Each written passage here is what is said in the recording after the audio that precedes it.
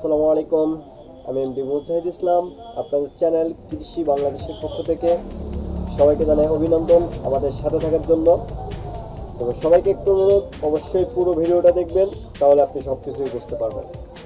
Please শুধু ভিডিওটা open করে স্ক্রিনে দেওয়া ফোন নম্বরটা নিয়ে ফোন করবেন না, পুরো ভিডিওটা একটু মনোযোগ দিয়ে দেখবেন। তো আমি আজকে আপনাদের যে ভিডিওটি দেখাবো সেটা অবশ্যই টাইটেল দিকে বুঝতে পারছেন, হাঁস পালন। তো এখন বর্ষার সিজন, বৃষ্টি হচ্ছে সব জায়গায়, নদী নালা খাল বিল সব পানিতে থই থই করছে।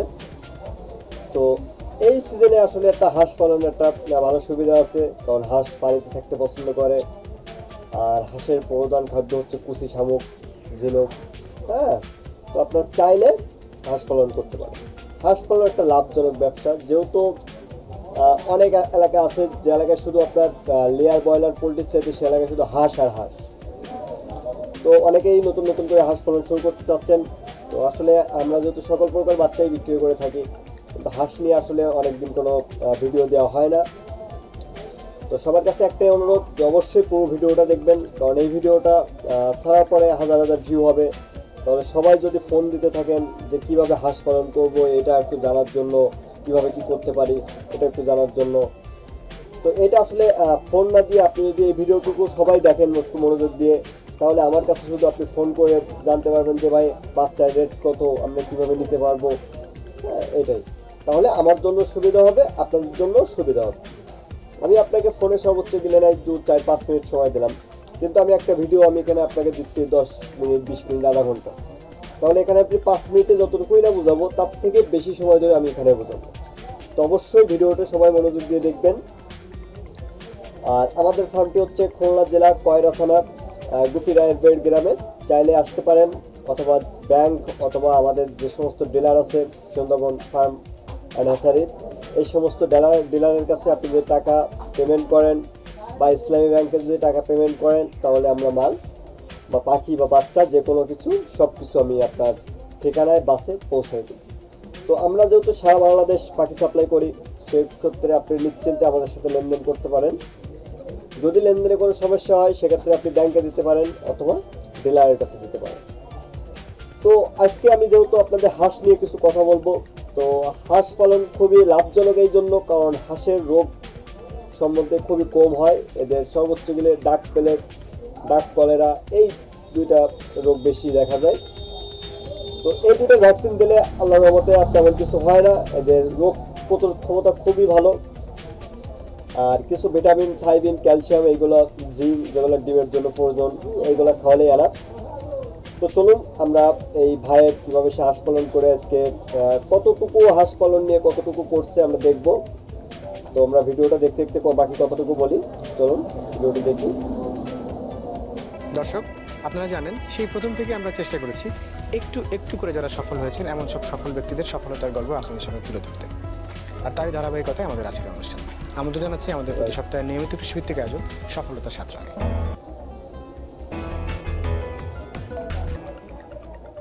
সেই সুপ্রাচীনকাল থেকে গৃহপালিত পশু পাখি পালনের মধ্যে হাঁস পালন একটি অন্যতম জায়গা জুড়ে রয়েছে।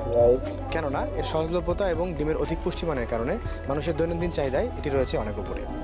আমরা আজকে এসেছি নড়াইলের আড়পাড়ায় একটি সফল হাঁস পালন প্রকল্পে। কথা বলবো একজন সফল উদ্যোক্তার সাথে এবং জানবো হাঁস পালন সম্পর্কে।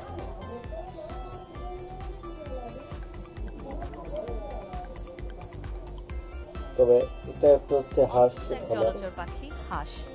পৃথিবীর সব হাঁস এসেছে বুনো পাখি ম্যালরোড থেকে। আর পৃথিবীর সব উন্নত জাতের হাঁসের সৃষ্টি হয়েছে এশিয়ার জল জঙ্গলে বুনো হাঁস থেকে। হাঁসের চামড়ার নিচে আছে চর্বির একটা চাদর, এজন্য এদের শরীরে পানি বসে না। আমাদের দেশের আবহাওয়া হাঁস পালন উপযোগী, পরিবেশের সাথে মানানসই আর পালন প্রক্রিয়ার সহজলভ্যতা নতুন সম্ভাবনার দ্বার খুলেছে কৃষি উদ্যোক্তাদের সামনে। তো এটা হচ্ছে বেলজিয়াম জাতের হাঁস। নৌকা উদ্যোক্তাদের কাছে হাঁস পালন লাভজনক একটি কৃষি পদ্ধতির নাম। অনেকেই বাণিজ্যিকভাবে হাঁস পালনে এগিয়ে আসছেন এবং প্রধান পেশা হিসেবে বেছে নিচ্ছেন হাঁস পালন। অল্প পুঁজি বিনিয়োগে অল্প সময় স্বাবলম্বী হতে উদ্যোক্তারা বেছে নিচ্ছেন হাঁস পালন এবং আশানুরূপভাবে তা খুব অল্প সময়েই যথেষ্ট জনপ্রিয়তা অর্জন করেছে।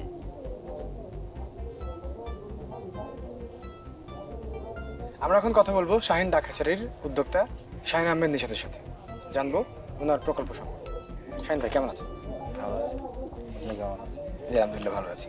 এই যে আপনি হাঁস পালন শুরু করেন, প্রথমে একটা কথা বলে নেই, এখানে অনেক গুরুত্বপূর্ণ কিছু কথা বলা হবে। তো সবার কাছে অনুরোধ, যেটা আপনি ফোন করে আমার কাছে জানবেন, এই ভিডিওটুকু শেষ করেন, আপনি এভরিথিং সব কিছু বুঝতে পারবেন।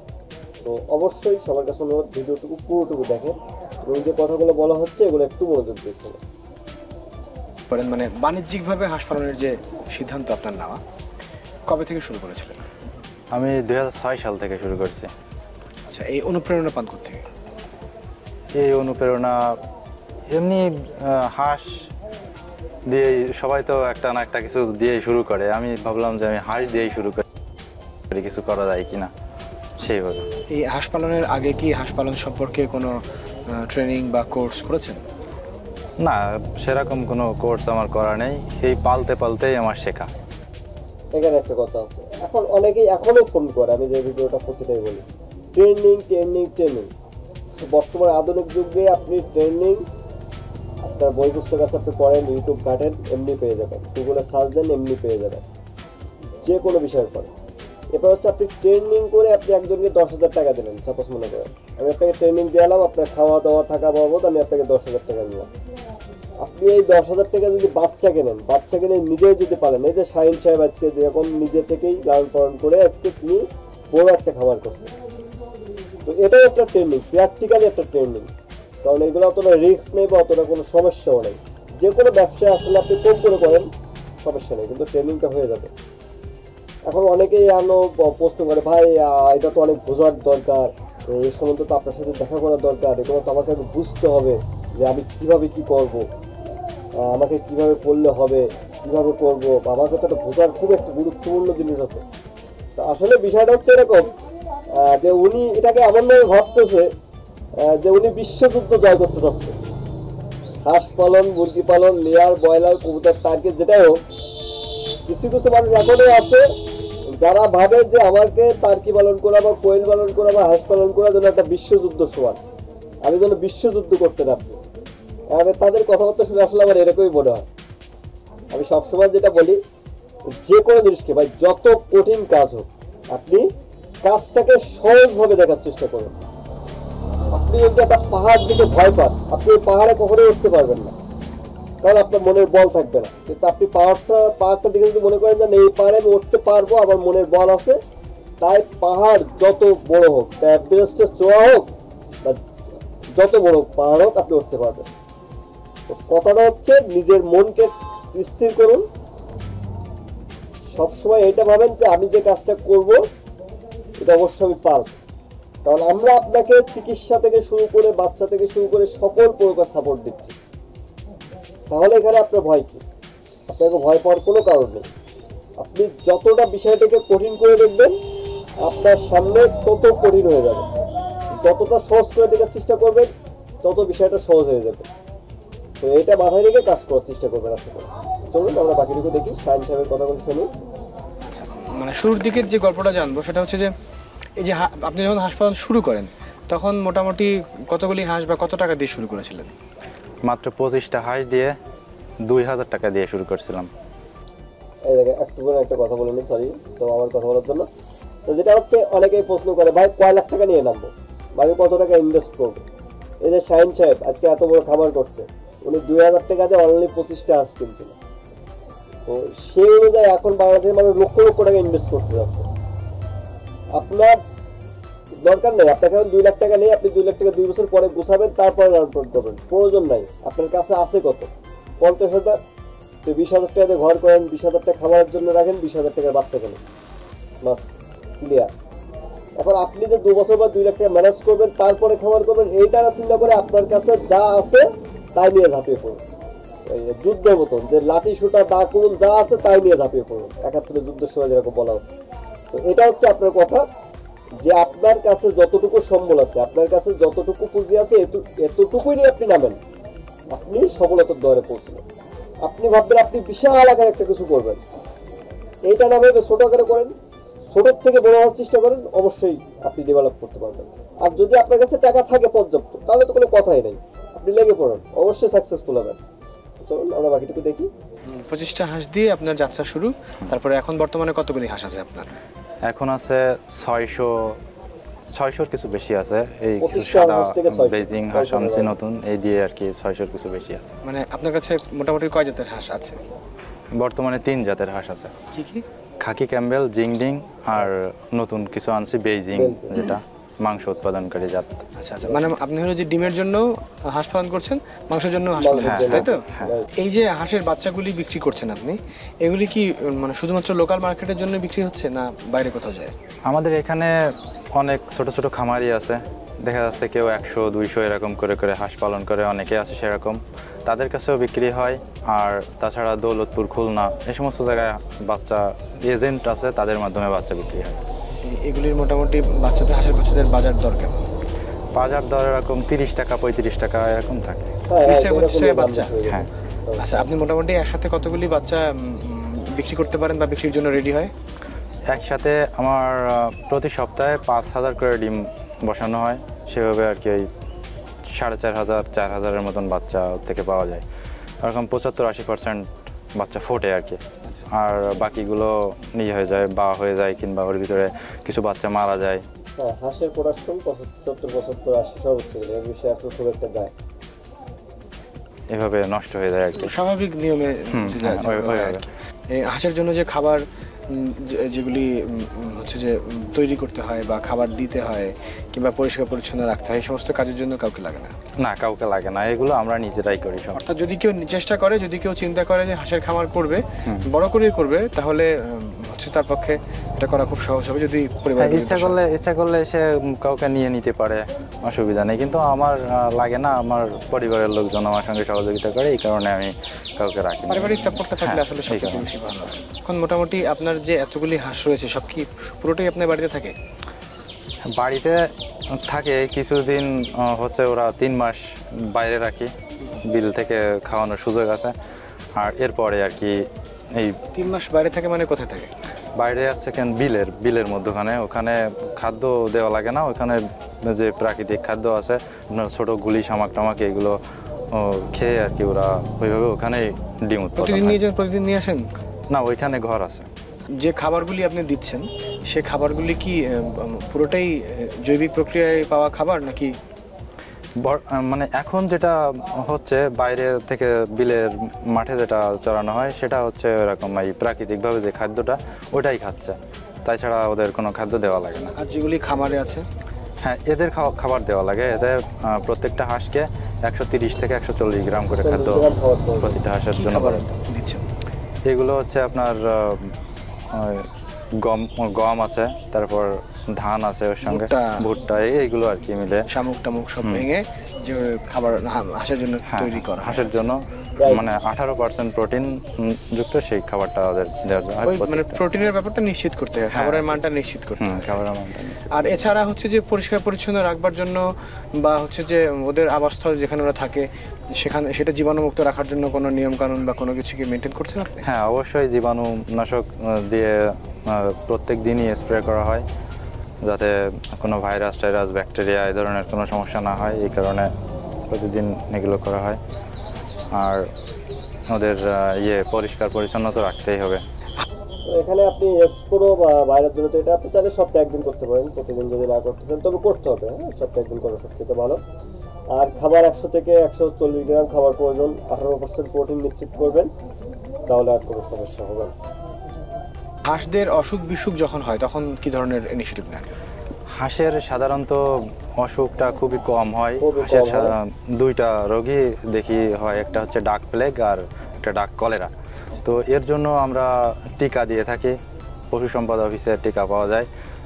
হাঁসের 1 মাস বয়স থেকে একবার দিই, আর তারপর তার 1 মাস পর আরেকবার দিয়ে, এরপর থেকে 6 মাস অন্তর অন্তর ডাক প্লেগ ভ্যাকসিন আর কলেরা ভ্যাকসিন দেওয়া হয়। এরপরে আর তেমন কোনো সমস্যা। আচ্ছা, মানে আপনি এটা খুব ভালোভাবে একটা কথাটা বুঝতে চেষ্টা করেন যে আপনার বাচ্চা নেওয়ার 1 মাসের মাথায় একটা টিকা দিবেন, 1 মাস পরে আর পরের 2য় মাসে আরেকটা টিকা দিবেন, দেওয়ার পরে এরপর থেকে আপনি ডাক প্লেগ ভ্যাকসিন এবং ডাক কলেরা যে ভ্যাকসিনটা আছে এই 2টা দিবেন। তো এই দুইটা দিলে আর এই কোনো হাঁসের আর কোনো সমস্যা হয় না, এবং এটা আর কোনো সেফ, কারণ হাঁসের রোগ ক্ষমতা খুবই ভালো এবং খুব একটা সমস্যা এদের দেখা দেয় না।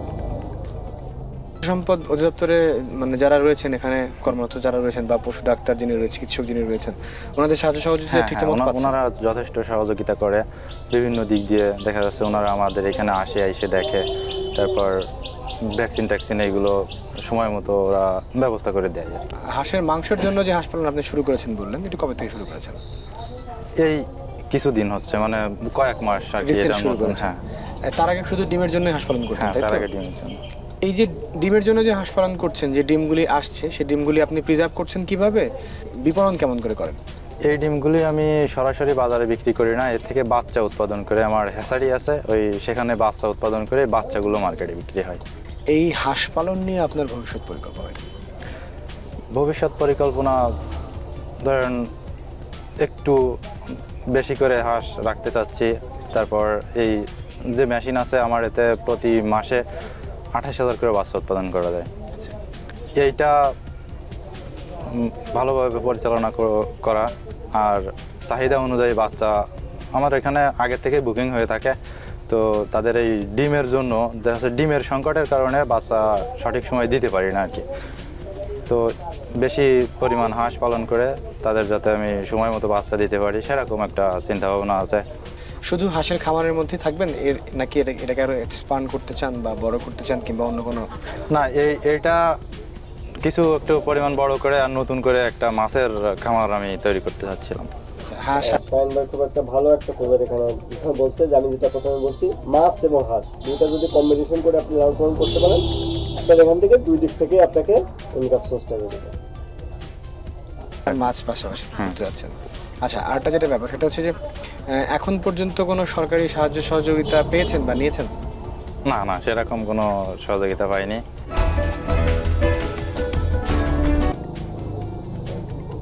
যেটা দেখছেন যে বেলজিয়াম জাতের হাঁস, এটা চাহিদা খুব, কিন্তু এটা পাওয়া খুব টাফ ব্যাপার ভাই, খুব কম সংখ্যক মেলে, কারণ এটা হলো বাংলাদেশে এখনো পর্যন্ত অ্যাভেলেবল হয় নাই এর জন্য। তো হাঁসগুলো চাইলে আপনি ছোটোখাটো নালা তৈরি করে, যদি আপনার পুকুর না থাকে এবার পানির জন্য এদেরকে রাখতে পারেন, এখানে পানি থাকবে, ওখানে ওরা পানি খাইবে, কোনো সমস্যা নেই। এখানে পুকুরের পরিবর্তে আপনি চাইলে এটাও করতে পারেন। গড়ে বছরে 55টি ডিম দেয় দেশি হাঁস, সেখানে 90টির বেশি ডিম দিয়ে থাকে। আর উন্নত জাত হলে বছরে 250 থেকে 300টি ডিম দিয়ে থাকে। এই হচ্ছে আপনার ছোট্ট পরিসরে হাঁসের খামার, তাই তো? হাঁস এখানে কতগুলি আছে? এইখানে আছে এই যে সেই নতুন যে জাতটা, এটা হচ্ছে সেই জাতটা। এই জায়গা আছে মাংসের জন্য? হ্যাঁ, মাংসের জন্য 70 পিস আছে এখানে। 70 পিস এখানে আছে। এগুলির বয়স কত? এগুলির বয়স হচ্ছে 2 মাস, এখনো পুরো হয়নি। এগুলি সাধারণত কত বড় হয়? এরকম 3 কেজি 4 কেজি এরকম ওজন হয়। কতদিন সময় লাগে? এরকম 4 মাসের 4 মাস। 4 মাসে মোটামুটি ওরা প্রাপ্তবয়স্ক হয়ে যায়, তাই তো? সবগুলো কি সাদাই হয়? হ্যাঁ, সবগুলোই সাদা। বেলজিয়ামের সব সাদাই হয়। ওদের আবাসস্থলটা দেখতে পারলে একটু ভালো হতো, মানে কোথায় থাকছে।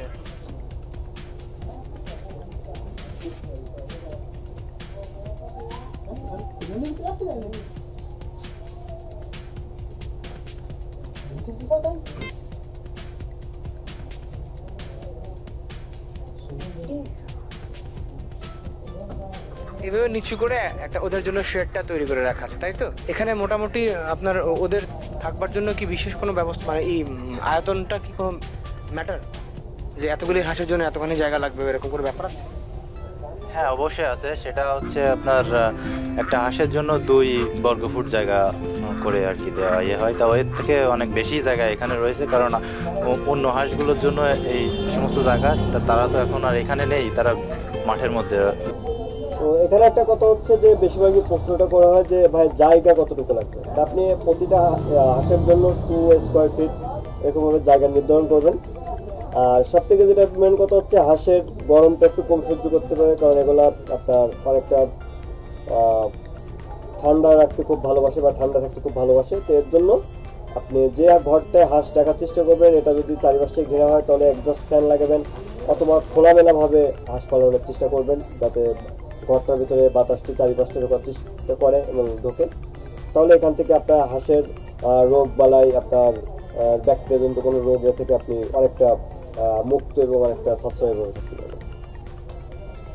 বাকিটুকু দেখবো আছে আর কি। এখন ওর বাইরে থাকছে। হ্যাঁ হ্যাঁ, এখন বাইরে থাকছে, আর কিছুদিন পর আর কি ওদের এখানে নিয়ে আসা হবে। হাঁস তো গরম খুব কম সহ্য করতে পারে, এই কারণে আর কি এই ব্যবস্থাটা। আর পানির ব্যবস্থাটা হচ্ছে ওই বাইরে যে নালাটা করা আছে ওখানে পানির ব্যবস্থা। এই জায়গাটুকু খোলাই থাকে। হ্যাঁ হ্যাঁ, যার প্রয়োজন হয় সে ওইখানে যে পানি খায় অথবা গোসল করে, ওইখানেই ওরা এই কাজটা করে। মানে মোটামুটি উন্মুক্তভাবে হাঁসগুলি চলাফেরা করতে পারছে বিদায় ওরা এখানে থাকে। আচ্ছা, আরেকটা ব্যাপার হচ্ছে যে আপনার যে ইনকিউবেটর যেটা আপনি রেখেছেন, যেখানে ডিমগুলি করছেন, এটাকে একটু দেখানো সম্ভব? হ্যাঁ অবশ্যই দেখানো যায়। ঠিক আছে, চলেন তাহলে দেখি। আর ভালো কথা, এর মধ্যে এই যে আলাদা আলাদা খাঁচগুলি দেখতে পাচ্ছি, এর মধ্যে কি ডিমগুলি রাখেন? হচ্ছে আপনার সেটার মেশিন, এতে আপনার 26 দিন পর্যন্ত আমরা ডিম রাখি। এরপরে হেসার মেশিনে দেওয়া হয়। এটা হচ্ছে সেই হেসার। প্রথমে এখানে কিছু বলে নিই, আপনি চাইলে দুইটা মেশিন করতে পারেন, একটা সেটার একটা হ্যাসার। আবার যদি বলেন যে আমি একটা করবো, একটাই করতে পারবেন। তো যেহেতু অনেক ডিম যে সময় ফোটানো হয় সে সময় দুইটা করা ভালো। যদি ছোটোখাটো মেশিন করতে চান সেক্ষেত্রে একসাথে করা ভালো। তো আমরা সকল প্রকার মেশিনই বিক্রি করে থাকি। আপনার সর্বনিম্ন থেকে সর্বোচ্চ যে মেশিন হোক যোগাযোগ করতে পারেন। আমরা সবচাইতে কম রেটে আমরা মেশিন তৈরি করে থাকি। তো চলুন আমরা এটা দেখি, তাহলে খুব সহজে বুঝতে পারবো যে সেটার হাঁসারের পার্থক্যটা কী। আর হাট যেহেতু 28 দিনে ফোটে, সেহেতু এখানে দুইটা মেশিন করতে পারেন, অথবা যদি মেশিনটা যদি বড়ো আকারের করে ওর ভিতরে সেটার হাঁসার একসাথে করতে চান করতে পারবেন, কোনো সমস্যা নেই। তবে দেখা যায় বাজেট কম বাজেটের ডিম থাকলে 1000, 2000, 3000 এরকম মেশিন একসাথে করাও যায়, কোনো সমস্যা নেই। কিন্তু যখন বেশি হয়ে যাবে, দেখা যায় 5, 6, 7,000, তখন আলাদা আলাদা করা হয়, সেক্ষেত্রে একটু খুব ভালো হয়। হ্যাঁ, সেই এখানে একসাথে মোটামুটি কতগুলি ডিম দিতে? একসঙ্গে আমি 28,000 ডিম দিতে পারি। আচ্ছা শাহিন ভাই, এইখানে যে ডিমগুলি জমানো দেখতে পাচ্ছি, এগুলি কি? এগুলো ফার্মের থেকে যে ডিমগুলো উৎপাদন হয় সেই ডিমগুলো আমরা এনে প্রথমে এখানে রাখি। মানে এই জায়গাতে? হ্যাঁ, এবার এখান থেকে 6 দিন পর্যন্ত আমরা এখানে ডিম সংগ্রহ করি।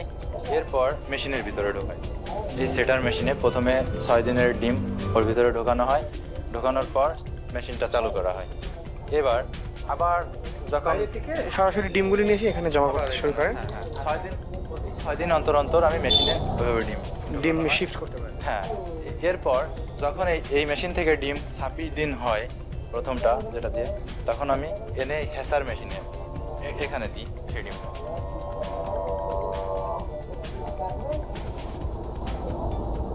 এটা হচ্ছে হ্যাচার, মানে এখানে বাচ্চা ফোটানো হয়। হ্যাঁ, এখানে বাচ্চা ফোটানো হয়। তো বাচ্চাগুলো এখানে প্রত্যেকটা ট্রেতে ডিম দেওয়া হয়। এখানে প্রত্যেকটা ট্রেতে 200 করে ডিম দেওয়া হয়, সাজানো হয়। এর থেকে আর কি এখানে আর কি বাচ্চাগুলো ফুটে বেরোয়, আর বেড়ে এভাবে থাকে যাতে না পড়ে যায়, সেভাবে এই খাঁচার মধ্যে আটকে থাকে। ওখানে তো 26 দিন রেখেছেন ডিম, তাই না? রাখার পর এখানে নিয়ে এসেছেন হ্যাচিং হওয়ার জন্য, ফোটার জন্য। এখানে ফুটতে কতদিন সময় লাগে? ফুটতে আর 2 দিন সময় লাগে। 2 দিন পরে এসে আপনারা চেক আউট করেন, প্রত্যেকটা বাচ্চা যখন হয়ে যায় তখন দিয়ে আমাদের সেল দিয়ে দিই ওটা। তো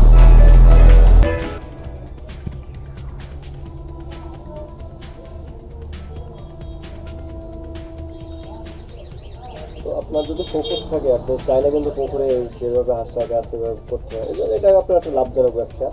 হাঁস প্লাস কম্বিনেশন পুকুর মাছ খুবই একটা লাভবান একটি দিক। চাইলে আপনারা এদিকে অগ্রসর হতে পারেন, এটার থেকে আপনি খুবই ডেভেলপ করতে পারবেন। চলুন, আপনার এখানে তো সাউন্ড পলিউশন আছে, এই জন্য সমস্যাটা হচ্ছে। সাউন্ড আসছে এবং সাউন্ড পাবেন।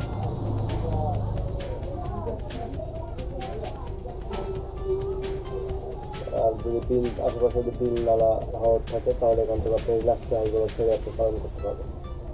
তো খাকি ক্যাম্পেল আপনার এর গায়ে যে কালো কালো ফোটা ফোটা দাগ, এইগুলো হচ্ছে কেন আপনার জিংডিং, একে জিংডিং বলে আর কি। আর এইটা হচ্ছে কেন খাকি ক্যাম্পেল, এর রংটা শুধুই খাকি। হ্যাঁ, পুরোটাই খাকি, এটাকে বলে খাকি ক্যাম্পেল। আচ্ছা, ওকে ছেড়ে দেন, ওকে ছেড়ে দেন, ওকে ছেড়ে দেন। আচ্ছা শাহিন ভাই, এই যে জিংডিং আর খাকি ক্যাম্পেল দুইটি হাঁস পালনের কি আলাদা আলাদা করে কোনো লাভ বা কোনো আছে? না, এই সাধারণত খামার পর্যায়ে এই দুইটা জাতের হাঁসই পালন করা হয়। এরা বেশি ডিম দেয়, এই কারণে। ডিম দেওয়ার সংখ্যা কিরকম? জিংডিং এর ডিম দেয় হচ্ছে 250 থেকে 280 মতন। দেশে মুরগির তুলনায় হাঁসের হ্যাচারির সংখ্যা খুব কম থাকায় চাষিরা সময় মতো হাঁসের বাচ্চা পায় না। এতে করে দেশের অনেক জলভূমির পানি জাতীয় স্বার্থে ব্যবহৃত হচ্ছে না। প্রাকৃতিকভাবে খাল বিল হাওর বাওরে ভরে রয়েছে আমাদের এই বাংলাদেশ, আর তাই হাঁস পালন এখানে হতে পারে একটি সফল উদ্যোগ। আমরা ব্যবহার করতে পারি এই পতিত জমিগুলো, এই পতিত খাল বিলগুলো হাঁস পালনের জন্য, হাঁস পালনের অভয় আশ্রম হিসেবে হতে পারি সফল। আমাদের এই পর্ব যদি আপনাদের ভালো লেগে থাকে তাহলে যোগাযোগ করুন। তো আশা করি ভিডিওটি দেখে আপনি সব কিছু বুঝতে পারবেন। তারপর যদি কিছু না বুঝতে পারেন অবশ্যই কমেন্ট করবেন। আর যে কোনো প্রকার বাচ্চার জন্য আমাদের সাথে যোগাযোগ করবেন, আমরা সারা বাংলাদেশ বাচ্চা সাপ্লাই করি। তো সবাই ভালো থাকবেন, আর ভিডিওটি ভালো লাগলে অবশ্যই লাইক করবেন, কমেন্ট করবেন, আমাদের চ্যানেলটি অবশ্যই সাবস্ক্রাইব করবেন। এরকম নতুন নতুন ভিডিও পেতে হলে অবশ্যই আমাদের উৎসাহিত করবেন। তো এই কামনায় আজকের মতো এখানেই বিদায় নিচ্ছি, দেখা হবে নেক্সট ভিডিওতে। আল্লাহ হাফেজ।